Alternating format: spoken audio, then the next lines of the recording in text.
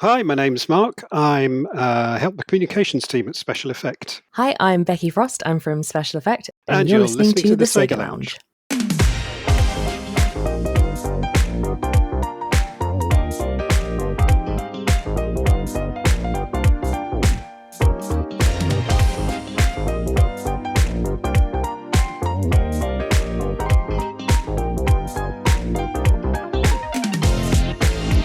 Welcome to the Sega Lounge, a podcast dedicated to our love for all things Sega, be it the games, the music, or the community. I'm KC. In each episode, I'll be talking to different guests and sharing their projects and their passion for Sega. Hello everyone and welcome to a brand new episode of the Sega Lounge. This is episode 141, the third of the current season of the show, and it's also the return of our interview-based format after two very special episodes which, if you haven't yet, I urge you to go back and listen to. I'm especially proud of last week's show, so do give that a listen if you can. I'd like to start this episode by announcing two things. First up, we now have an Instagram account you can find at instagram.com/thesegalounge. This will be a place for, obviously, sharing pictures, but also select short clips of the show. So do please give us a follow there. Second, and definitely more important, it's Game Blast 21 week. For those unfamiliar with Game Blast, it's a huge annual charity gaming marathon weekend in aid of Special Effect.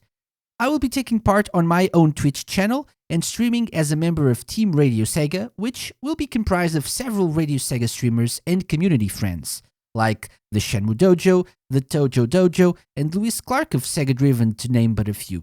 You can find a link to the full schedule of Team Radio Sega Twitch streams and radio shows by going to radiosega.net, but I'll leave a more direct link in the show notes. Each channel will have its own donation link. Mine is thesegalounge.com/gameblast, but all of them count towards the team spot, and all of it will go towards Special Effect and the amazing job they do in helping people with disabilities to enjoy video games. And that is the perfect segue into talking about this week's guests.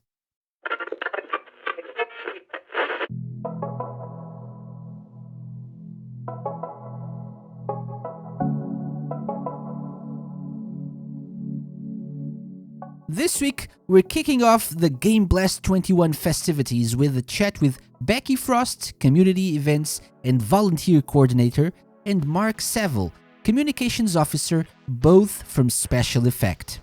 You should know of Special Effect by now, but in case you don't, Mark and Becky will explain what this charity is, they'll talk about Game Blast, and tell us how you and I can help Special Effect on their quest to empower people. It's a great conversation, and I couldn't be happier to have them on the show. Oh, and by the way, the Sega Lounge Challenge is back.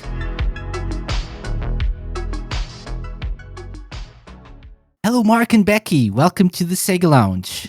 Hi, there. thanks for having us. Hi, it's a pleasure to have you. So you're here from Special Effect, a charity that we here at Radio Sega and I particularly love very much.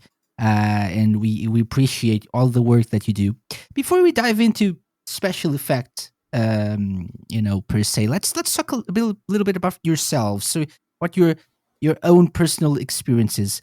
Mark, you've been on Radio Sega before, but it was a long time ago, like Yes. 30 years ago, perhaps. Let's go with. It feels like it. It does. I know. It does. I have more hair there then, so yes. You had hair? I did have hair. Yes, once upon a time. Ouch. See, every day's a learning experience here. So, Mark, let's start with you. So, would you like to tell us a little bit about yourself and how you got involved with Special Effect? Yeah, sure. I'm sort of very privileged to have known the CEO, Dr. McDonaghan, for many years now through a couple of work situations. And when he went and started Special Effect, we kept in touch, and over the years, he asked me to do various things, which I got involved with, and I was privileged to be able to join full time quite a few years ago now, and I've been working for them ever since. In sort of working in comms, and when we started there, we were just a few people in a little office, uh, sort of go almost hand to mouth, week to week, day to day. But it's just wonderful to see how things have grown now and to see how what the work we're doing is having such a difference globally. Mm-hmm. Awesome. Great. What about you, Becky? Yeah, I actually started out as a volunteer with Special Effect. I used to run a little Nintendo fan club with my husband, and we wanted to do a charity event one week with the little community that we had. So I literally Googled video game charity, and Special Effect popped up, and they just happened to be a few miles down the road from where I live. Um, so we ended up doing a fundraising event, and then I was really interested in the charity, and they were really lovely.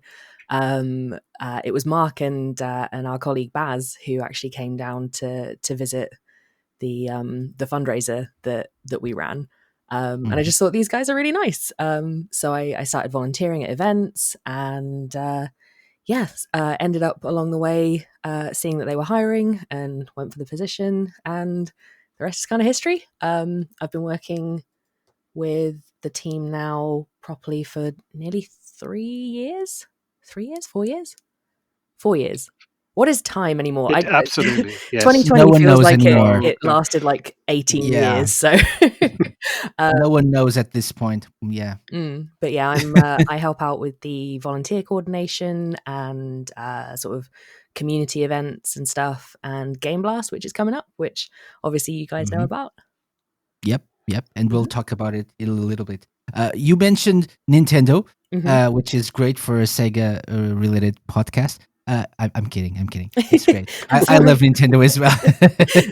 So that's actually a pretty nice segue into my next question, which would be your history with video games. So maybe we can start with Becky. Yeah, sure. So games you enjoy, how you started. Well, my very very very very first experience with video games was actually trying to steal my friend's Mega Drive. So we were, playing Sonic, and a couple of my other friends had a Game Boy, which way back in the day was like the original Game Boy was a super rare bit of kit. I didn't see many around, so I would be kind of borrowing those off of friends and stuff. And yeah, I've just always kind of floated around. One of my first jobs was in a game station. And then I did some QA work for Sega. So I actually worked not in the cool building with the big Sonic on it in London, but in the other building just down the road, in the QA team, which was super fun. And uh, stuff around kind of the Nintendo fan club that me and my husband ran in our spare time, and then Special Effect. So Excellent. I've been floating around for a while. Yeah. Tell me about that Nintendo fan club. How did it work? Yeah, sure. So back when the DS was out, it had that the 3DS had that Street Pass feature, Yes. where you'd literally have to like walk past someone in the street, and it little character would pop up on your DS, and your character would pop up on theirs, and it would give you extra little boosts within the game. And my husband had one and I had one, but we were just street passing ourselves. So I was like, well, let's see if anyone in our local town also has a DS, and we'll like create a little meetup group. So that's what we did, and it snowballed from like 5 people meeting up in the local pub to by the time we did the Special Effect fundraiser, we had like I can't even remember how many members we had coming regularly, but we had over 100 people at that event, like parents and kids, and we ran this Mario Kart tournament, and had a raffle, and Veronica Taylor the voice actress for Pikachu, not Pikachu, sorry, Ash Ketchum, Ash. like donated a signed item to it, and yeah, it was just really nice. Yeah, Sounds fun. Sounds fun. Okay, Hmm. that's awesome. That's awesome. Okay. Mark, last Mm. time you were on not this show but another Radio Sega show, we talked about gaming, but not exactly if you gamed back in the day or not. You said that nowadays you don't really have the time, and no one actually lets you anywhere near the consoles. Your daughters, I think. That's I think yep. that was it. Good Yeah. knowledge. Yeah, no, that's Yeah. true. Yeah, 'cause, I'd like. Well, I think I said I'd started off games back in the days of Space Invaders machines in chip shops. So Mhm. it was Okay. way back then, and sort of playing them on those beautiful glass top tables in pubs, which was just magnificent. Oh, we should go back to that. It was such good fun. And yeah, but I remember, the original Tomb Raiders and playing through them and just helping with the DS. My two girls had DSs, and I remember them being really into Animal Crossing and things like that. Um, but it's yeah, again, it's funny, and it'd be interesting to hear what Becky thinks about this. Working for a gaming charity, yeah, we by osmosis we kind of absorb quite a lot of games, and we have a go on quite a lot of games, but um, then to go home and sort of devote quite a chunk of your life to any particular game is sometimes quite difficult if you've got lots of other Yeah, responsibilities. But so I get my gaming fix from everybody else. Really, it's so good to hear. Our colleague Barry, who's he's elite dangerous, and it's lovely to hear about his experiences in space. And we've got Becky, who again, Animal Crossing mad. I think, absolutely. yeah, Well and done. Well done. I yeah, would be and triple elite in Animal Crossing if that was a thing, I think. ooh, Yeah, that's, bold I, claim. the one game I am playing that I'm absolutely sold with at the moment is a mobile game. It's called Starbeard, and I'm frequently kicked off it. There is a reason for this, is because one of the people we helped is actually sort of immortalized as a character in there, and so I sort of I'll play the game for a few screenshots, and then just got totally sucked in. You know how you do. So. If you hadn't have mentioned that, Mark, I was going to call you out on your Starbeard addiction. If you'd have just been Hey. like, "Oh, I don't really play that many games," I totally would have called you out on that. Oh, and rightly so. In fact, it was this lunchtime. I thought, oh, shall I go for a run or shall I play Starbeard? I play Starbeard. I mean, it's a mobile game. You could do both at the same time. Yeah, I could have done. Yeah. Mr. Trick. That's the healthy option. Yes, the healthy gaming option. Run in game. It's been. I'll tell you what, though. It's been a real experience watching games develop over the years. From the 8-bit graphics right the way through to the beautiful games that you've got today, and just to kind of step back and see the sort of overall landscape of the whole thing has just been brilliant. And I pinch myself sometimes with some of the games that are coming out today. They're just magnificent, truly magnificent. Hmm. That's true. That's true. Okay, excellent. So we have different experiences with video games, which is awesome, and that's probably something that's useful as well as part of your jobs. I would guess knowing different games and knowing that people play different games differently as well. So let's talk a little bit about special effect now that you've shared your deeper, darker secrets with us. Let's talk about your charity. So I mentioned playing different games, and I think this is a fulcral point that we should make about this charity. That there is no definitive way to help people play games. You have to customize everything to each individual and to each individual game that people play, right? So, but I'm getting ahead of myself as I usually do. So, would you like to tell us what is Special Effect and what exactly is that you do there? Well, it's. I think you've got actually really nailed it. There is that it's all about helping people as individuals and helping them to get the very best about from their gaming experiences. We essentially we help people with physical disabilities to game to the best of their abilities. So what we do is we see people and we ask them what they want to play and what abilities they have, and that can vary from somebody who might have an injured thumb right the way through to somebody who's got a spinal injury and can only move their eyes or something like that. So and we then work with them to see what's possible and whether we can get them, playing the games that they want to play, and if we can, then getting them to play to the really, the best they possibly can, because uh, that's really quite key.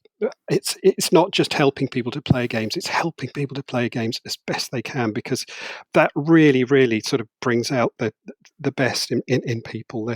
I was just listening to a podcast that our CEO did actually at lunchtime, and he was recounting the story of somebody we helped who hadn't played his brother at FIFA for 15 years, and because he'd got muscular dystrophy. But when we worked out a setup for him with assistive equipment, first game he played, he beat his brother 5-1. It was you can't put a price on that. You really, he was beaming from ear to ear. So and that's the kind of a difference we want to make, because you've got. It's not just about having fun. It's about inclusion. It's about building self-esteem. It's about banter, and it's an opportunity so people can show other people what they really can do, and just seeing that come out time after time is an inspiration for us, and which is why we're so excited to tell the stories. Really, because there are so many lovely stories about sort of the way that people are benefiting from what we're doing, and I think not just the gamers themselves. I was talking to I think the mother of a gamer a while back, about a year or so ago, and she was saying, it helps me as a parent, because my child can now play games. He can put the headsets on. He can be himself with his friends. During the day he's in a wheelchair. He's with a carer all day. His friends come up to him in school. He's a bit restricted in what he can say, what he can do. But at night, when we've set up all the assistive gear, he's able to play with his feet and his fingers. Then, as I say, we put the headphones on. I just close the door, and he can be with his friends and just be himself. And again, that's so valuable for people. Mm-hmm. Definitely, that's amazing. That's amazing. Thinking back on that 15-year gap between playing with your brother and then beating him 5-1. It's 15 years of it is of rage, and then you get 5-1. Get in. We got we had a video through recently of somebody, John, called John, who plays, I think it's, I can't remember what he plays. Was it Call of Duty he was mentioning? But he was smiling. Now he's really quite severely disabled, and he's in a wheelchair, and he uses tiny little movements with his fingers to play. But he plays fantastically, and he says when he plays online, he's playing against people, and he can hear them sometimes throwing their gamepads at the wall in frustration when he beats them. It's just brilliant. Amazing. That's great. Becky, you probably get more of the gamer side of things from people who help and who interact with SpecialEffect. Do you have any stories you'd like to, or not stories, but maybe just mention a few highlights of the work that you've seen people do? Yeah, absolutely. I mean, as Mark was talking there, I'm usually thinking about one of our service users whose name is also Becky. It's a good name, and she uses eye gaze, so she games completely with her eyes, and she's a big fan of the Yogscast. So she was appearing on their Jingle Jam fundraiser recently, and she'd actually made a game in oh, Mark, help me out here, what's the platform that she made a game using? It's on the tip of my tongue. Crater, yes. Yeah, it was Crater. So she'd made a game with the help of Kirsty, who is the brains behind iMine, which is our kind of I controlled Minecraft, which you can find on the website. And she was showing the guys from Yogscast her game, and she'd included all of these like sort of in jokes and sort of trolls of the team, and it was just brilliant to hear them kind of chatting along with her and them kind of ripping it out of each other, and just it was all a level playing field, and that's 100% what we aim for, you know. And if that means that gamers can you know thrash their brothers at FIFA or just take the mick out of each other, then that's brilliant. And it's all great, you know. It is. But I mean, we're all working from home at the moment, obviously. But I say this a lot. Like, one of the best parts of the job is when you're in the office and someone's maybe visiting us for the day to have an assessment. You occasionally hear this like just scream of delight from down the other end of the office in our assessment room, and that's, you know, you can't put a price on it. It's amazing. So yeah. It's that's so right. Sorry, Becky, you're taking me back to memories of the office. I can barely remember it now. No. It's coming up on a year. We've all been working from home, obviously due to the pandemic, and the service delivery team are doing an amazing job of working remotely with people. So the work continues in the safest possible way. But yeah, sorry, Mark, I jumped in there. No, it's fine. The service delivery team is so good because they'll just sort of slip stories to us about the work they've done. They said, "Oh, we helped this guy the other day. We just did a bit of a write-up. You might want to read it." And there was one that got me recently, just got me straight in the heart. Was a guy called Adam who we've been helping since 2014, and he has muscular dystrophy. And when we started helping him, he didn't have much movement at all. His fingers were very weak. And we managed to set him up with a specialized joystick, which we'd modded, and a couple of switches, which we very carefully positioned by his fingers. I say we, it was our team, the service delivery team that did it. And he was able to, play, a couple of games that he just loved playing all his life. But as time went on, his condition progressed. He even lost that kind of movement. That was too tiring for him. And so, but we went back again and we set him up with a different setup that allowed him to carry on using his laptop. And using his laptop for, going online, talking to his friends. He wrote a book. He dealt with all his finances just from lying in his bed because he couldn't get out. And then when he advanced a bit more and couldn't even use those, we went back again and sorted out a really, really small sensitive joystick which he put under his bottom lip, which he could move. And again, that gave him access to his laptop again, so he could carry on, talking to his friends and doing what he loved. And it's a lifelong service, really, which, and in Adam's case, went way beyond gaming.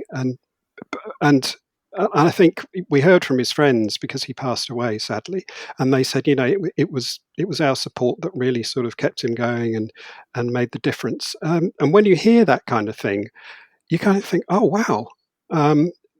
It's it's really great. It's really great. It's like you really feel like you're making a difference in other people's lives, and the fact that people actually give you feedback and what's happening in their lives and how you're really affecting them in a positive way, it probably makes it even more worth it, right?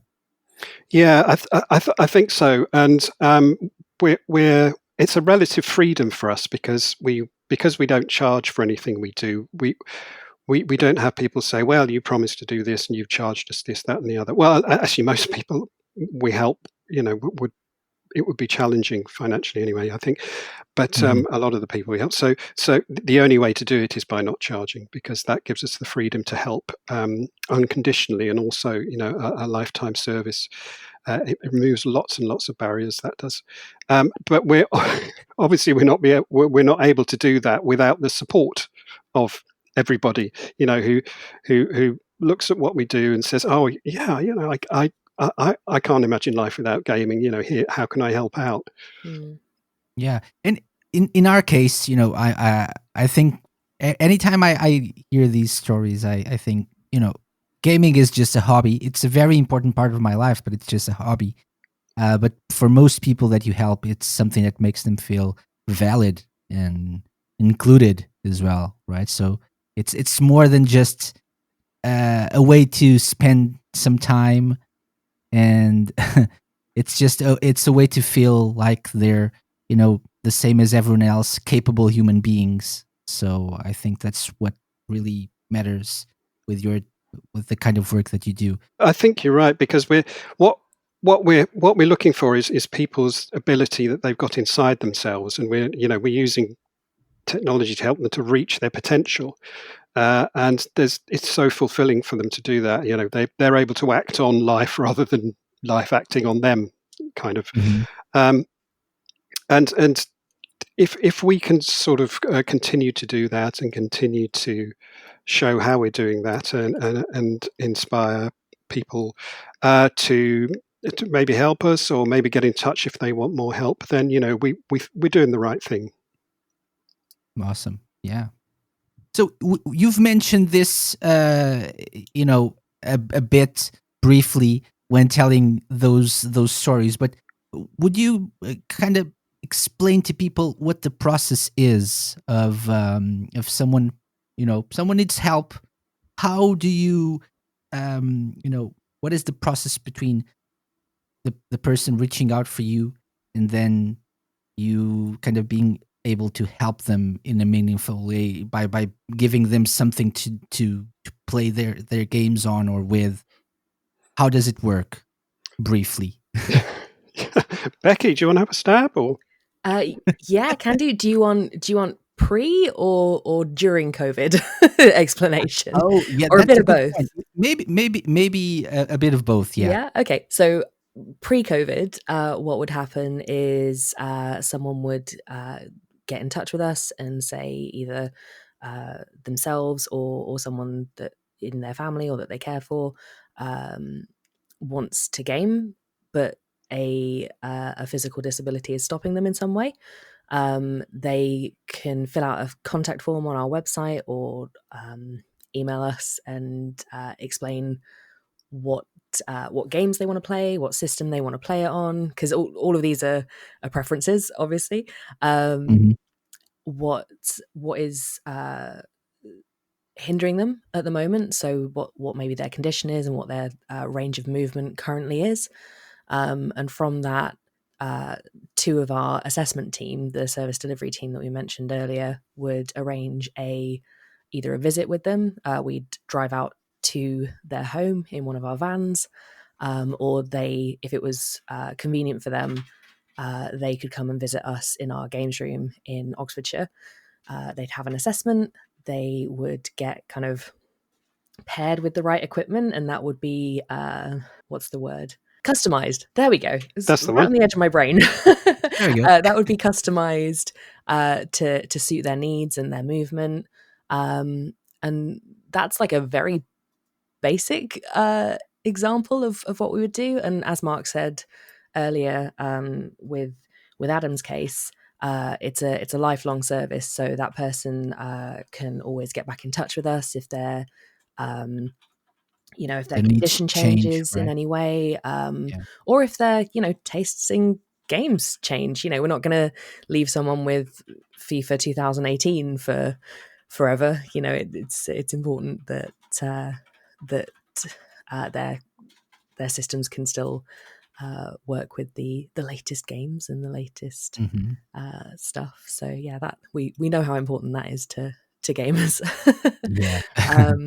And since COVID hit back back last year, we the whole special effect team started working from home. So assessments moved to being completely virtual. We'd meet up with people in in video calls of some description, Zoom or Teams or Google Hangouts or Skype or whatever. And the assessments would kind of be done that way, and our service delivery team would talk to carers to help with the setting up of equipment. We've got one member of staff at the moment who goes into the office. So Liam is back at the SpecialEffect office, holding down the fort, just chilling out with all the ghosts. And he's the guy who like sends stuff out via courier and cleans everything and sends it out to people after that initial assessment call. Yeah, it's quite complicated, but it's been. I would imagine Sorry, Becky. Yeah, it's. I think when we started, Becky, we or when they started, they didn't know how the sort of the remote support was going to go, because I think when you're with somebody, when you're trying out various bits of kit and you're doing very small adjustments of fingers and arms, and you notice things like, oh, hang on a minute, that switch isn't quite pushed into its socket, or that movement isn't quite going to reach over there, which is something you can't really necessarily do online. So you are relying on other people to be your hands for you. But what we found is actually working really well. And Becky, I was looking at the figures the other day, and I think we're supporting just as many people now, possibly, as we were before on a one-to-one basis, which is fabulous. To be able to do that, and I think one of the reasons we do that is because I think we're moving more towards when we do sort of mix, match, modify equipment and put together setups, which are sometimes quite complex. We're trying to use more off-the-shelf equipment so that if something goes wrong, then somebody can just go out and buy it. It works out better in so many ways, financially and also practically as well. I think I think I'm very, we're very lucky to occasionally go out and accompany the therapists, the service delivery teams when they do help people. And it's just wonderful to see them at work, the way they take all the environmental factors into consideration as well. Like, is there a dog barking? If there's a dog barking, and we want to use voice control, then that might be a factor.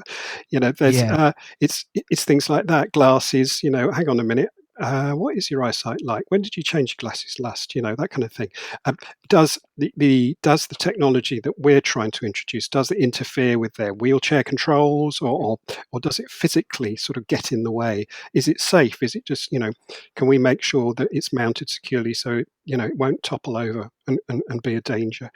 So there's a huge amount of factors involved, and sometimes they're fairly challenging environments to move into, tiny little rooms as well that people are working in their houses. So there's a whole range of factors, and just to see the service delivery teams sort of go, okay, right, let's take all this in and see what we can do for our best to get people gaming again is quite a privilege.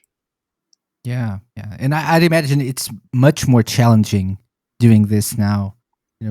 Most of it being virtually, and even from the human point of view, right? Not having that closer relationship with the people you're helping probably hurts as well a bit.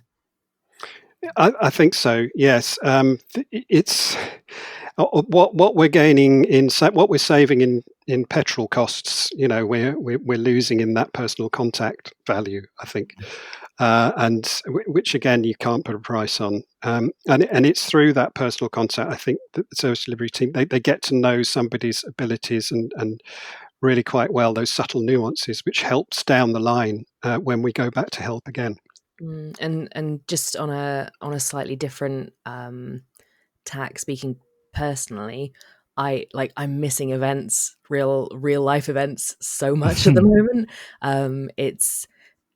We've had some incredible support over the last year of being in lockdown from games companies over One Special Day, and from Fall Guys and from people who are signing up to Game Blast even now, but like meeting people and being able to show them a tech demo, which is what we take to events with our awesome team of volunteers who I miss terribly. Just being able to see people and show them physically, like, this is what we do, this is the kind of difference that Special Effect can make to people. I'm really missing that, and yeah, I'm looking forward to getting back to that one day when it's safe. When it's safe, yeah. Hopefully soon. Yeah. Okay, very good. So I could keep talking about this all day because it fascinates me how you guys use different methods and different technology to help people. It just blows my mind. Like eye technology, I remember you mentioning, Mark, last time that some kinds of controllers are activated by breath or something, by blowing on them. Yeah, there's it's when you sort of scratch the surface, it's amazing and what there is out there in terms of assistive technology, and that's where often one of the areas we can help, because for people who suddenly have a need to look into this, then it can be bewildering, but we're there to help, and little sip puff switches. You'd be amazed what you can do, sort of control with your mouth in terms of the number of gaming controls you can get out of your mouth, if you use the right equipment. It's amazing, and you mention eye gaze. That's sort of getting sort of more and more advanced, as we just released. As I say, we've just released the eye gaze games, which is a suite of online games which people can use with an eye tracker, just free to play. And we've got iMine, which Becky mentioned earlier. Mark, And we've that, got iMine 2 now. iMine too, I yes, was we living in the have. past when I mentioned iMine earlier. That's old news. We got iMine 2. We got new stuff. It's great. It's bigger, better, and more chocolatey, I think. But and that all kind of feeds into our the sort of spin-off work that we're doing, like Stargaze, which is our service where if somebody has a traumatic or sudden accident or illness which leaves them unable to move, and I say unable to speak, we will go into hospitals with eye gaze equipment, if we're allowed, with permission, and help them After being when. invited. So yes, after being invited, and we'll help them to. That threw me as well. Sorry. That's fine. That's fine. I'll start. Let me in. I've got eye gaze equipment. No, I'm going in anyway. I apologize. We don't do that. Please continue. That's fine. That's fine.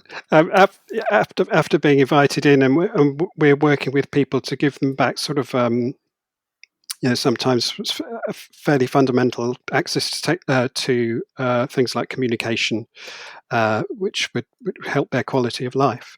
And I think that rolls through all the kind of other projects that we've got. It's all about inclusion. It's all about quality of life. Our Bubble Busters project, for example, I don't know whether you've about, just very briefly, that was a lad, a young lad who got in touch with our CEO with an email, and he said, look, I'm isolated in home. This was a couple of years ago, before COVID hit, because of my treatment for cancer, and so I can't get into school and see my friends. But I just want to let you know that games have just kind of saved my life. They're everything to me, and I really appreciate what you're doing. And Mick was kind of looking for, our CEO was looking for the kind of, but where's the ask? And there wasn't one. It was just, thank you for doing what you do, from somebody who was in such a situation themselves. So he went and he started to look into telepresent devices, little robots that could be used, that could sit in the child's place in school, and beam back pictures and sound, and vice versa, so that the child could be virtually present in school. and That's amazing. it's just, and we've been able to use, sort of 30, 40 of these little devices now. We don't make them; they're made by a company called No Isolation. But the difference is incredible. They're these little kind of 30 centimeter high robots which have a little head that turns around and can glow if it you wants to ask a question. You've got the sort of the eyes, LED eyes, which have expressions on the front. They It's are just adorable. they it's just amazing how Super how cute. you put this kind of lump of white plastic on a Mm, desk, and within minutes, the children just give it the personality of the child it represents.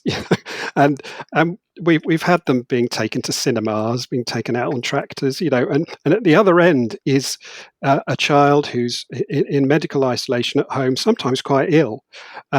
Being able to interact and talk to their friends, and obviously, of course, in the school situation, to learn as well. Awesome. That's amazing. That's amazing. That baffles me, to be honest. Because I think there's we're used to thinking if someone has a severe disability or injury or some kind of suffers some kind of accident, they won't be able to do what they used to mm. before that. And what you're saying is no, wait. Let us help. Let us take care of that. So that's amazing to me. It's amazing. To the it's all, as I say, it's all about helping people to the best of their abilities to do what Yeah. they want to do, because it's the only way to give people really a full experience of inclusion and self-esteem, I think.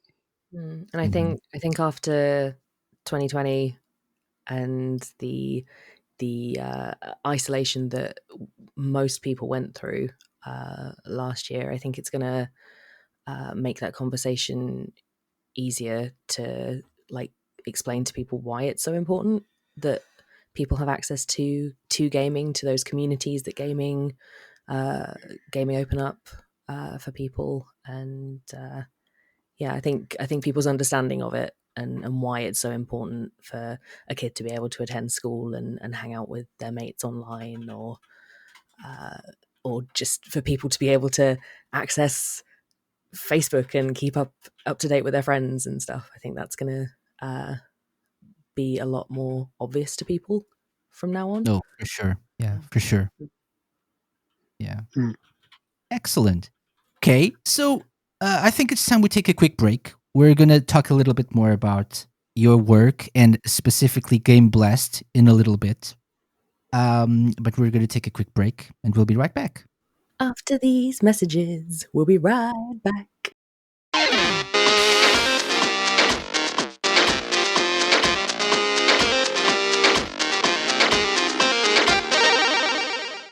Do you always arrive late to your appointments because your taxi or Uber driver insists on taking the so-called safer route? Ever wished you could skip traffic jams and get to places on time?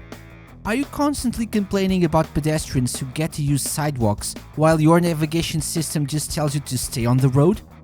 Thankfully, there is a better way. Introducing Insane GPS, the navigation system of the future. Thanks to our algorithm, Instant GPS points you to your destination with a huge arrow. No turn left here, make a U-turn there. The whole city is your road and you get to decide which path to take. No sidewalk or rooftop or even lake is off limits for our navigation system. Instant GPS is now available to everyone after being tested by taxi companies all around the world. Instant GPS. Say no to boring rides and say yeah to life. Insane GPS cannot be held accountable if its use causes loss of life. Getting to a place in time doesn't mean you'll get there safely. And for the love of God, buckle up.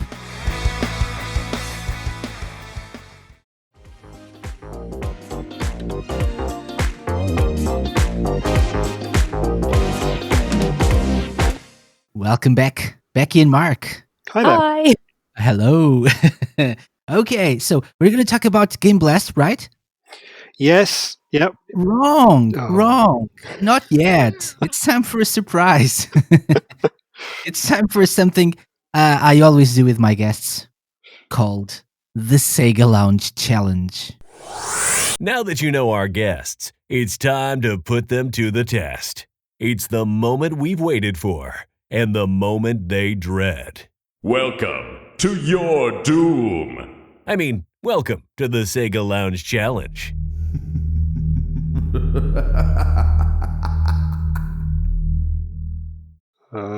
What? Yes. So last time you were on a show with me, Mark, you didn't get that because it wasn't the Sega Lounge. So Right. Oh, you know that's you're lucky because now you're getting the full experience. Uh, so what is the Sega Lounge Challenge? It can be anything I want, but in this instance, I thought, well, can the combined knowledge of Becky and Mark, will it be enough to know what Sega games I'm talking about? Oh, jeez. I have a list of 10 questions with short descriptions of Sega games, new and old. And what I want you to do is to tell me if you know what the game is. So we can do this hard mode or easy mode. Hard mode is you just have to tell me the game with no help whatsoever, with just the description. Or easy mode, I'll give you multiple choices. Ooh, I think Becky, do you mind easy mode? I mean, Oh, Or you can oh, try do you it want to go without for it? you can try it without the options, and then if you need it, I will. yeah. Let's. Can we try it without the options, and then we can take a forfeit if we need to ask for the options. Do you know what? I think you're right, Becky. As you used to work for Sega, you've got no excuse whatsoever. Don't pull that on me, Mark. In fact, I'm just going to sit back here and put my hands behind my head and just watch. The heat is on. Oh, no. Okay. For Becky. Mhm. Okay, so we have 10 questions. Are you ready? I'm ready. Well, no, but yes, go. No, you're not. Okay. So Becky Frost, Mark Saville, let's do this. Question number 1, or game number 1. In this arcade and home console game, you play as one of two thieves, or in the case of the Western console versions, two security testers, who must retrieve several objects scattered around levels while avoiding guards.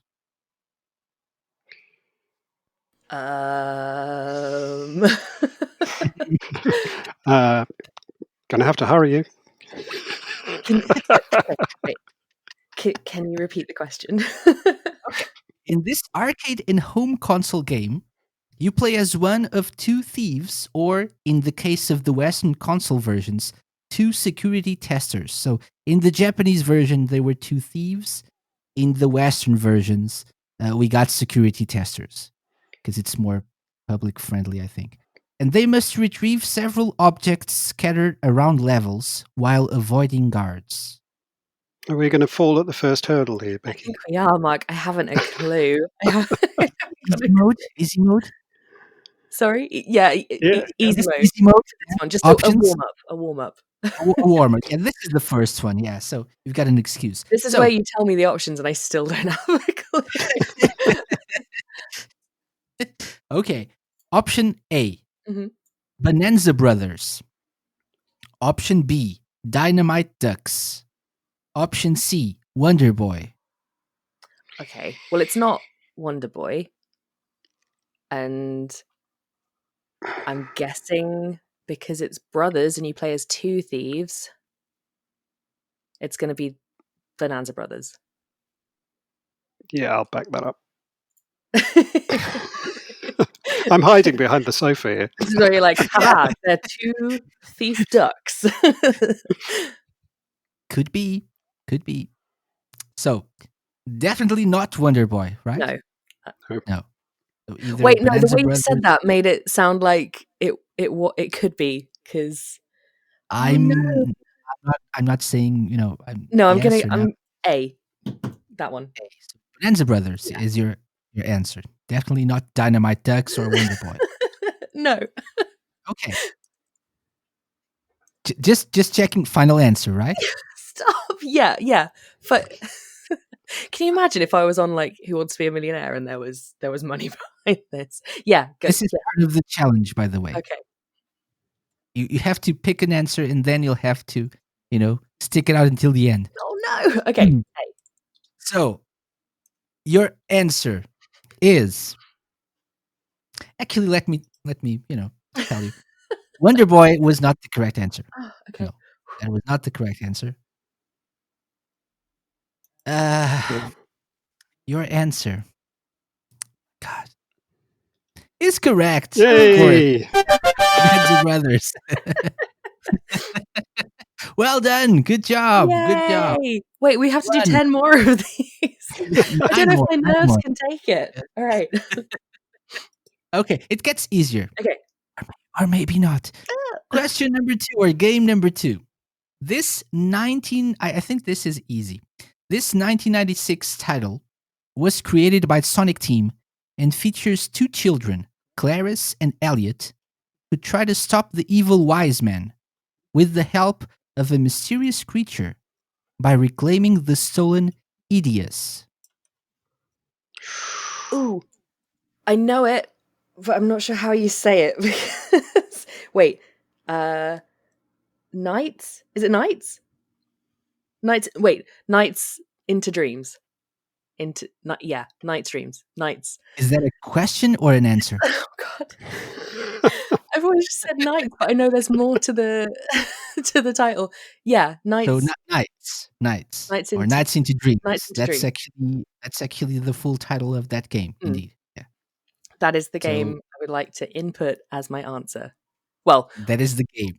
If Mark is Mark, do you agree? I bow to your superior knowledge. I mean, I wouldn't do that yet, Mark. Okay. I'm going to tell you the options I had here. Okay. It's Nights into Dreams. It's locked in. So. Oh no. But the options were option A, Dynamite Heady. Okay. Option B, Gunstar Heroes. Okay. Option C, Nights into Dreams. That is the correct answer. Well done. Good job. Good job. I thought you were so nice when we started this interview, and now you're torturing me. Welcome to the Sega Launch Challenge. Okay, game number 3. Ready? Yep. And I think this is fairly easy, I think. In 2007, Sega released this game, which was the first installment in the Sonic storybook series. In it, Sonic the Hedgehog enters the world of the Arabian Nights book to fight an evil genie. Oh my goodness, I know this. Oh. I feel like I sold this game while I was at Game Station. Game Station, yeah. Probably. David, if you could see me now, I've got my elbow on my desk and my palm pressed firmly into my eye socket, thinking, I'm doing exactly the same thing. Stop it.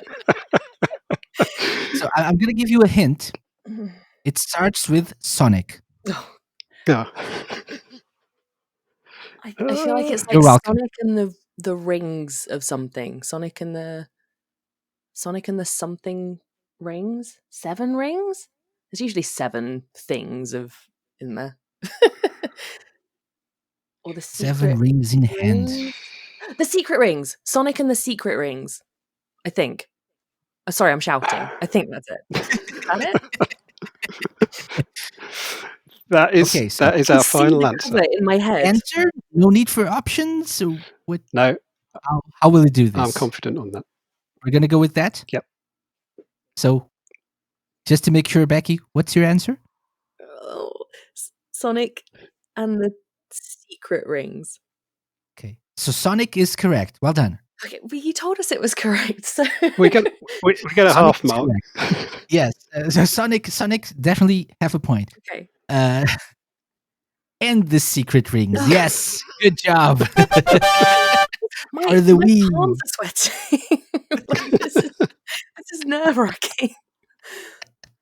Good job, though. Thanks. 3 for 3. Amazing. Yay. Amazing. You guys are doing a great job so far. Okay. Number 4. Oh, this is easy, I'm sure. Okay. This Dreamcast game is considered to be one of the pioneers of its generation for its use of cel-shaded graphics. Gameplay includes both skating and spraying. Spraying. So cel-shaded graphics and gameplay includes both skating and spraying. Mark, you've got to get this. Uh, And like uh, one of the best game soundtracks. do you know what? Do you know what it ever, is? right? It's just like when you're on with these quiz shows and you've got a light turned on straight forward on you and no other lights, and you're just there and everybody's staring at you, and your mind just goes, "Ugh." That's me more. What do they say on Who Wants to Be a Millionaire? It's easy if you know the answer. Yeah. Oh, put me out my misery. Go on. Well, I I knew Becky think would it's know this. Jet Set Radio. I knew you would know this. It is Jet Set Radio, obviously. I knew you know this because last time Mark was on the show, you picked the songs for him. And one Oh of them yeah. was Jet Set Radio. So I knew you would know this one. Well done, well done. Okay. That was in my Nidhogg days. I couldn't. Jet Set Radio. Jet Set Radio was the correct answer. Good job. Almost halfway there. Let's see. Can we get a perfect score? For two people who said they would know nothing. I don't know. We'll see. Number 5. The latest installment in a popular Sega series. This game features a brand new style of gameplay, switching from real-time to turn-based fighting, and a new protagonist called Ichiban Kasuga. As a hint, it was nominated for Best RPG in the 2020 Game Awards.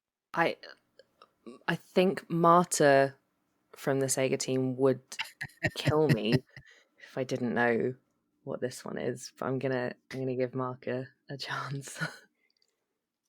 Hashtag save Marticon. Ichiban Sataga. Ichiban Sataga.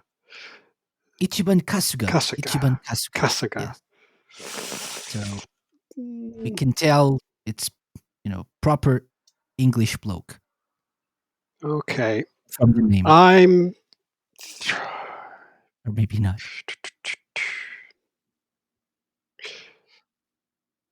No. Nope. Nope. Can you it's a game that is part of a series. So judging by the name alone, any clues, Mark? Yakuza. Oh. Was that close? Becky's like, Did I? Yeah. No, I've only got Yakuza coming through my head. Sorry. Say that, Mark. Yakuza. Yakuza like a dragon. I don't know. Is it Yakuza? What was the previous answer? Sorry? Yakuza. In before that you said? I think. Or you said more words after that? Like a dragon. So your answer is? Like a dragon? Yakuza like a dragon. Well done. Yay! Very good. Well done. That's it. That's the correct answer. Yakuza like a dragon. Good job. This is torture. This is mental torture. I'm thoroughly enjoying it, but yeah, I agree. Now you are. Okay. So the good news is it's over. No, it's not. Still 5 more to go. Number 6. Ready? Yep. Ready. Mark's like, yeah. Yep. Yeah. If I have to do it, yeah. So, set in 1986 in Japan, this game follows the story of a young man called Ryo Hazuki as he seeks revenge for his father's murder. Revenge. No, Becky, that's you. I think it might be Shamu. Is it maybe Shenmue. Maybe Shenmue? Yeah. Please? No, okay. Shenmue. No. I'm not. No. I'm not saying it is. I'm just. Oh. No. Uh, It can be anything else. my God. Your call. You start Your off call. so short, and then the second you're like, is it So, though? I'm like, wait. 1986 in Japan. Yeah. You think Shenmue, it's set in Japan in the 80s? I feel like it is. Yeah. Yeah. Shenmue. You're definitely confident. So I'm sure that was the guy. I'm gonna lock it in, right? Okay, look at it. Shenmue? Look at it. Yeah. Okay. The options I had here were Headhunter. Mm-hmm. So this is a Dreamcast game, Headhunter. Blue Stinger, also a Dreamcast game. Mhm. And my favorite game of all time, Mm. Shenmue. Oh, thank God.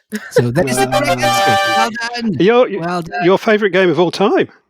Yes. When Shenmue is my when I was at Game Station, sorry, we had I can't even remember what magazine it was, but there was a magazine that did an article on Shenmue, and they had a little section in it that was like, learn some of the Japanese that is in Shenmue. And I spent a year after uni teaching English in Japan, and I tried to crack out some of this Japanese, and apparently I was asking someone where the sailors were, and insisting that I was looking for sailors. Where are the sailors? I did not find any sailors. Right. Nor did I work out if a DVD I was trying to buy was in Japanese or English, which is what I was trying to. That's going in our next Christmas quiz, Becky. Oh, great. Our staff Christmas quiz. Have you played the game, Becky? I haven't, no, but I've very badly emulated the Japanese in it.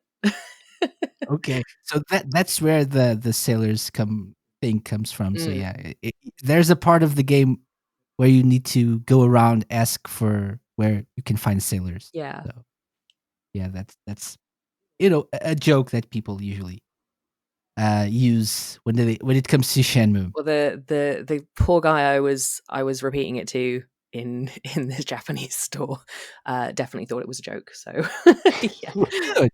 Maybe he was a Shenmue fan. Maybe. I hope so. Otherwise, let's hope so. Yeah. I wonder if they have like a photo of you. Probably. Do not tell this woman where the sailors are. Don't let her in. Okay, anyway, 6 for 6. So amazing. We're like randomly doing pretty well. We're very close to a perfect score, which would be historic. Let's see. Number 7. Mm-hmm. 26 years after the previous game in the series was released, this highly acclaimed sequel came out for all modern systems, featuring both classic characters such as Axel and Blaze, and original ones like Cherry. It was nominated for Best Action in the 2020 Game Awards. I love this game. I've been playing it so much. Mark, do you have any idea, or do you just want me to fangirl? Just go for it. Go fangirl. Streets of Rage. Lock it in. Lock it in. Which one? Oh, damn. Like frantically. The one that was nominated for Best Action in the 2020 Game Awards. I'm trying to like picture the logo screen. Hang on. 4? Streets of Rage 4. Right? So your answer is Streets of Rage 4? Yeah, my answer is Streets of Rage really confidently, and then 4 in like the highest pitch you can. And you're correct. Oh, it is 4. Streets of Rage 4, yes. 26 years after Streets of Rage 3, we got Streets of Rage 4. It's so good. Amazing game. So good. So, okay, good job. Well done. Number 8. This is the first game in a series featuring 2 extraterrestrial rappers. 2 extraterrestrial rappers who end up crash landing on Earth and going in search of their ship's missing pieces. So, two alien rappers, Well, of course. I'm going to rest on my laurels of my one correct answer and hand this one over to Becky completely. You've done enough, right, Oh, Mark? absolutely. no. It's time I've for a earned, I've earned change. my A beer. little bit. Oh, did you say when it was released? Nope. I said it was the first game in a series featuring two extraterrestrial rappers who end up crash landing on Earth and going in search of their ship's missing pieces. Mm, Nope. Generic plot. Usual alien rappers. the only thing I can think of extraterrestrial rappers wise is that like is it like is it like a top down thing? Can you This particular game, I'm gonna need easy mode on this. I need some easy mode. because all I can think of is Parappa the Rapper or those two weird like capoeira aliens from Buster Groove. Do you remember that? Yeah, but this is a Sega game, so Yeah, I know. I that figured, but wouldn't be the game we're looking for. no, I need Uh, easy mode on this. Okay, 3 options. Okay. Option A, Vector Man. No. Option B, Toe Jam and Earl. Option C, Gunstar Heroes. What? Similarly to the first question that I needed help with, I think I'm gonna go with Toe Jam and Earl because you said it was 2. But that's my only clue. Gunstar Heroes. Gunstar Heroes, yeah, that's multiple. Oh no! Heroes. But I feel like I And know. could be Vector Man. It's Oh, Vector Man. Just one. But doesn't mean there's not more than just one. I know. I'll shut up now. No, just if in doubt, go with B. Right? B. Let's do that. Right in the middle. That's how I got through high school. It'll do for this. Okay, Mark, what do you think? Oh, Is B the correct answer? oh, it's definitely B. It's definitely B, right? God damn it, Mark. And just because of that, only because of Mark, I will tell you that this is the correct answer. Yes, well done. Good job. Yes, We believe in you, Becky. Oh, no. good job, Becky. My brain good job. hurts. Okay, two more. Okay. So close.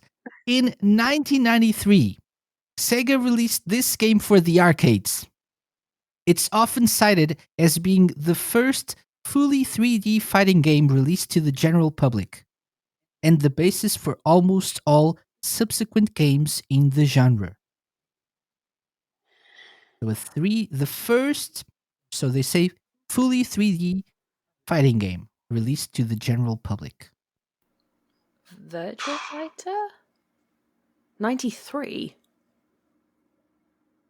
Yeah. Important to remember. 93. I'd say Virtua Fighter. But Mark I might could think differently. no. Do you know what? I can visualize it as well. No, but I couldn't put a name on it, but I can see it. Yeah. What do Do you you see see, like Mark? a Virtua Fighter? What do your elven eyes see? I see the word fighter. Do you see the word Virtua above it? I'm not convinced it was, to be honest. Oh. I'm not convinced it was, but I'm happy to go. I'm happy to go with that because yeah, no, yeah. We'll go with Becky, but I claim bragging rights if it's wrong. Well, no, I don't even do that because I didn't even provide an alternative. So, Virtua Fighter, is that your final answer? Sure. Wait. Yeah. No. Yes. Oh, this is horrible. Yes. Yes. Yes. Yes. For sure, right? From between my hands. Yes. Okay, so I will tell you that the word fighter is in there somewhere, just like Mark said. So that's half a point. Well at done, least. Mark. Yeah, Well done, there Mark. you go. We're home and hosed with half a point. So all credit goes to Mark for that fighter word. The correct answer was and is Virtua Fighter. Yes, good job. Nice one. Nice one. Well done, well done. So We're so close to $1 all million. credit goes to Mark. You guys have amazing Sega knowledge. It's awesome. It's awesome. Okay, last one. This is the easiest one. So I'm just practically just handing you out the perfect score. But let's do it anyway. Released in 2017, this is a 2D platformer. There is a return to the style of Sonic the Hedgehog Mega Drive games. Need I say more? I had more, but do I need to say more? Or Go on. it's a 2D Sonic platformer released in 2017. Well, I mean, I can say more. I had more. Say a tiny bit more because I have the name in my head, but I'm just featuring scared. You've brand terrified new me. zones. So featuring brand new zones Mhm. as well as reimagined zones from Sonic 1, 2, CD, and Sonic & Knuckles. It's a return to the style of Sonic the Hedgehog Mega Drive games with brand new zones and reimagined zones from classic games. I think it must be Sonic Mania because we've had this on the special effects stand at events. We've had it as a accessible gaming demo, and I feel like that fits the bill. And 2017 seems like so long ago. That's the thing. Yeah, that's the thing. It does seem like so long ago. I mean, even 6 months ago seems like so long ago. Yeah. But timeline wise, I'm thinking back to demos, and it probably was around 17, 18. Where are we now? 21. Oh my goodness. Who knows? Yeah, I'd say Everyone knows 17, 18. more. Yeah. No, I'll go for that. No, we get extra marks if we don't need extra information. I think we should. Yeah. Yeah. You should. Yeah. So Sonic Mania? Yep. Sure. Yeah. Yes. Final answer? Yeah. Locked in? Mhm. Yep. The options I had were Oh, Sonic Mania, actually, Mhm. Sonic Colors, and Sonic Forces. I'm already wheeling around the room in celebration, pumping the air on this one. So I have to say, Sonic Colors was released way before that. Sonic Forces was released in 2017. though. oh no. But Sonic Mania had all the different. Yeah, I still think it's Sonic Mania. I still. yeah, think. yeah. But Oh no. the correct answer is Sonic Mania. Yes, well done. And we have a perfect score. Well done. Well done, Becky. Well Good done, job. Mark.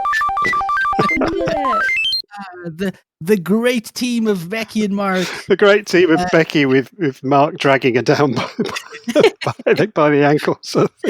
You knew it was Fighter, and you knew it was Yakuza Like a Dragon. Yeah. Yeah, So, you got Yakuza. yes, Yeah. Yakuza Like a Dragon.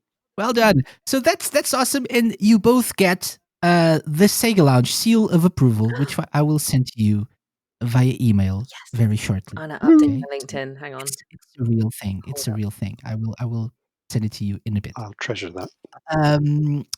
So amazing. Thank you very much for being such good sports and for crushing this. Basically, that's what happened here. That's amazing. I'm not just saying this. It's not really every day that we got a perfect score here. It's hard. It's hard. Sometimes I'm people honored. know, but they, I start making them doubt themselves and stuff. So that Do you know, also. here was I expecting a kind of do you like pineapple on pizza thing, and you floored us with. Oh, Pineapple. what's your favorite So cheese? that's a good question. Pineapple on pizza, yes or no? Well, this is the question that Becky asks on our special effect Twitch streams every week. I feel like, Mark, you've ruined it, so I've stopped asking it now. Your answer just always disturbs me slightly. I'm very much for pineapple on pizza, but Mark's pizza preferences are wrong. Yeah, well, a cucumber I think works very well on pizza. If you just kind of put it on towards the end, just warm it up slightly, it gives kind of Warm, extra moistness. no. Oh God, I didn't know you liked it warm. Gee. Okay. So Mark, Yeah. thank you for your time. Please leave. Don't knock it till you try it. Or maybe just don't try it. I don't think I will, but okay. Okay, so guys, we have one more thing to mention, which is Game Blast. Before we go, so maybe Becky is the right person to tell us a little bit about this. Would you like to explain to everyone what Game Blast is? Yeah, absolutely. So Game Blast is our annual fundraising event that the gaming community really take hold of and get involved with. It's started out as like a 24-hour gaming marathon challenge. You could set yourself a challenge and stream for 24 hours, but we've now changed it to however long you want to do, however short you want to do, whatever is a challenge for you. You could do video games, you could do board games, tabletop, you could stream yourself doing a jigsaw for however long you want to. Some people do art and design. I know someone this year is going to be just live reading a book to their community, which is really cool. But it's any fundraising challenge streamed over the last weekend of February. So this year it will be the 26th to the 28th of February. And if you're interested at all in taking part in that, you can go to www.gameblast.org.uk.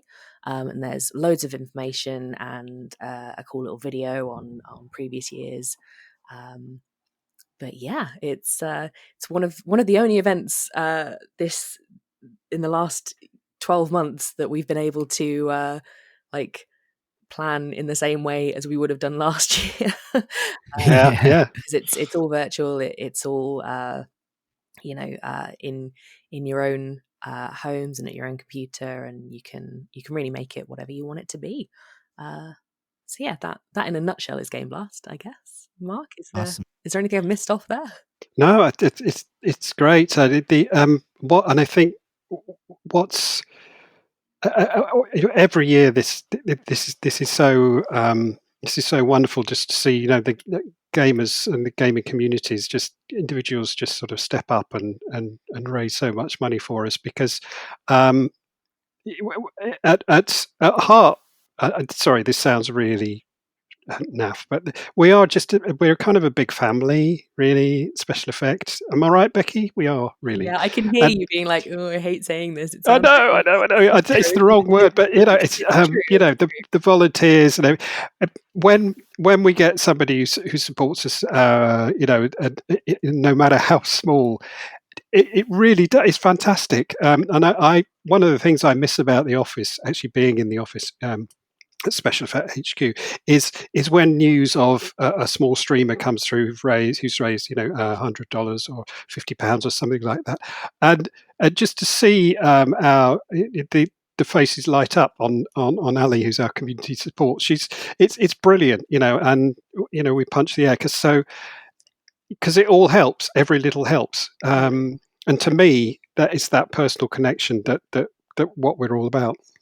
Yeah, And Game Blast is all about that, really. And it's although it's fantastic to have the support of, big companies as well, just to really bolster that up and become part of it. And by the end of every Game Blast, we stand back and we go, wow, how did that happen? So many people got involved, not only individuals, but communities, gaming groups, companies. They just all pulled together. It was just like this big, huge gaming kind of hug that came round. It's brilliant. I love it. You can tell it's my favorite event. Awesome. It's so Game Blast from the 26th to the 28th of February. Mhm. Awesome stuff. Any rules for people wanting to join? Make sure that the challenge that you set yourself is a challenge for you, I guess. Don't push yourself. Stay hydrated. I turn into a proper mum around Game Pass. I'm like, make sure you have some snacks and stay hydrated and stay safe. But yeah, no rules really. You can take part as an individual. You can get a group of friends together virtually. 2021, and or you could plan a relay, a stream relay where you finish your stream and raid somebody else. You can, as I say, do arts and crafts, gaming, jigsaw puzzles, tabletop, get a D&D game together for it. You can do it any day over that weekend as well. You don't have to do it Friday to Sunday. You could do Friday afternoon or Saturday afternoon, or you can stream on Twitch or YouTube or Facebook Gaming, or you don't have to stream at all. We've got one of our service users, Joe, is taking part, and I don't think he's streaming, Mark, this year. Jump if I'm wrong, or maybe he's doing it on Facebook and kind of live updating what he's doing. Yeah, he's definitely not streaming, I don't think. But yeah, you could be right about Facebook. Yeah, yeah, but it's very much so. Game Blast, we hand it over to the gamers, really, and as Mark said earlier in the show, gamers and the gaming community really keep us going, and they enable us to do the work that we do. We wouldn't be around if it weren't for fundraisers like the people who take part in Game Blast and the companies who take part in Game Blast. So yeah, we kind of hand over to you guys because you really know what you're doing with this, and you smash it every year to the point where we are kind of stood back going, wow. So yeah, but that being said, if anyone's got any questions or needs any help, they can get in touch via our Twitter, which is @GameBlast, or via the website, which again is www.gameblast.org.uk. There's an email on there, so you can get in touch. Awesome. And it'll be on the show notes as well, so for people wanting to find out more about it. Thanks to the magic of editing and pre-recording in the internet, and basically just time. What is time? Game Blast is this weekend, actually, when you're listening to this episode. So feel free to join. For example, me as an individual, and Radio Seg as well, who are taking part. So we are all taking part in Game Blast. So that's going to be fun. But I'm sure there will be loads and loads of streamers and other people just doing amazing things. So just have fun, right? And donate. Yeah, and the viewers in Game Blast are absolutely one of the most important parts as well. So even if you're not taking part in a stream, you can find awesome people like Sega taking part, or you can head to Twitter and search for the Game Blast tag, and you should be able to find lots of people taking part in Game Blast. So hop into their chat and cheer them on if you can. Excellent. Okay, so it's going to be fun. It's going to be fun. Before we go, just one quick thing. So we've mentioned people can help out by, for example, taking part in Game Blast. But generally speaking, how can people support SpecialEffect? There's all manners of ways you can support us. I mean, I think one of the most important ways is if anybody knows of anybody who does have a physical disability and is having problems playing games, don't hesitate to get in touch with us, because although the sort of the full-on assessments we do are mainly in the UK. We're providing advice and help to people around the world. So do, if you know anybody, please, let them know about us, and we'll help if we can. But in terms of support, well, in normal times, you'd be able to drop in and see Becky at expos and shows, and it's just wonderful to come along there. But anything you want to do in terms of fundraising, for example, you could either just donate through our site. A simple donation is hugely appreciated. Or we have things like virtual events on our website. Set yourself a challenge, run 1,000 miles in stages in your lounge or something like that, and that's also an option. Or 5 Loads miles. of other ways. Five is also an option there, right? You don't have to do 1,000 miles, right? Right, Mark? Well, I prefer 1,000, to be honest. But essentially, it's check out the website, see what's on. There's always something we've got sort of bubbling under, something you can do, whether it's sort of bidding in an auction or buying a raffle ticket for some gaming memorabilia signed. There's always something there. Awesome. And so we'll leave links to the website as well on the show notes so people can get involved. And I urge everyone to definitely get involved and to support this amazing charity. I love your guys' work, and I think you're everyone could hear in this case that you are very passionate about this. So awesome, amazing, and keep up the good work, guys. Okay, so last question. If you could add blast processing to anything in the world, what would it be and why? Are you familiar with the concept of blast processing, guys? Mark, I'll leave you to answer this one. I'll explain. So blast processing was something that Sega said that the Genesis, because it was in the US, but the Mega Drive had blast processing. So in their marketing, they said that the Genesis had blast processing, so it made it more powerful, and faster than the competition. Okay. Right. So let's say you could add blast processing to anything in the world to make it more powerful, faster, whatever. What would it be and why? Oh, You can both give me an answer if you want. well, moving away from work, I can think of several brands of coffee that could do with that. But it's a great question, and what I'm doing here is stalling and talking while Becky has time to think of something. So that what I'll do now is just sort of naturally just segue over to her so she can actually say what she's thinking. Well, I was going to say either my kettle, which is very a similar answer to you there, Mark, but I'm more tea orientated, so I'd like my kettle to boil faster so I can get more tea inside me, or maybe my car because it's rubbish.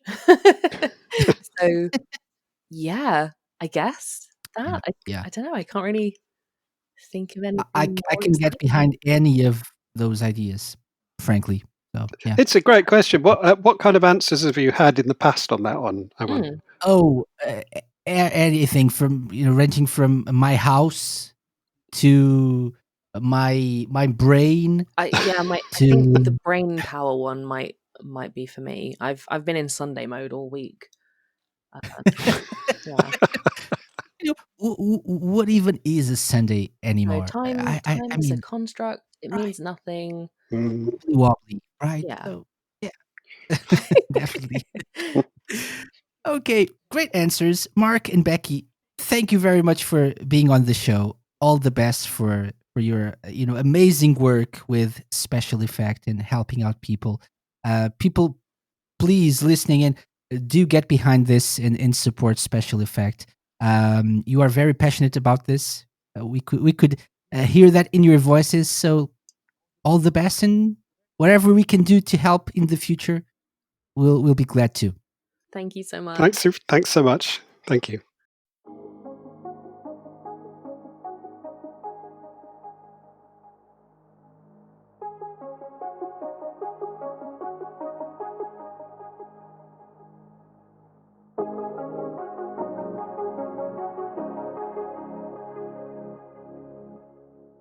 That was a very fun and enlightening conversation with Mark Saville and Becky Frost. My thanks go to them for their time and for the work they and everyone over at SpecialEffect put into helping others. Playing video games is something I've been doing for most of my life, and something it's easy for most of us to take for granted. The stories Mark and Becky shared with us today, and all the case studies you can find on their website, show how important the work of SpecialEffect is for children, young people, and even adults who are not as lucky as most of us when it comes to experiencing video games and life in general. More than feeling sorry for people, it's about doing something to help them find a new skill or ability. So if you're interested in supporting SpecialEffect, please consider donating. And if you're free this weekend, why not join me and the rest of Team Radio Sega for our Game Blast celebrations? I'll be streaming on my Twitch channel, twitch.tv/KC_radioman on Friday the 26th of February from 4 p.m. GMT and on Sunday the 28th from 10 a.m. GMT and again from 4 p.m. GMT. You can support the charity by heading over to thesegalounge.com/gameblast, and you can make the stream go even crazier with each donation, as I'll have some cool donation rewards to basically make me suffer while I try to play video games. And that's about it for this week's show. Thank you very much for listening, and if you're a regular listener of the Sega Lounge, please share the podcast with your friends and your community. I'll be back next week with another interesting chat, this time with someone who's been on the show before but not as a main guest. A friend of mine who's been involved with the lounge from the very beginning. More on that next week. Until then, enjoy Game Blast 21, support SpecialEffect, and stay safe. I'll see you all next week. Bye-bye! The Sega Lounge, hosted by me, KC, and part of Radio Sega's network of live shows and podcasts. Theme song and incidental music by OSC. Find them at opussciencecollective.bandcamp.com. Got any suggestions? Drop me an email to podcast@thesegalounge.com. Follow us on Twitter @thesegalounge and like us at facebook.com/thesegalounge. You can find previous episodes of the show by going to thesegalounge.com and wherever fine podcasts are downloaded.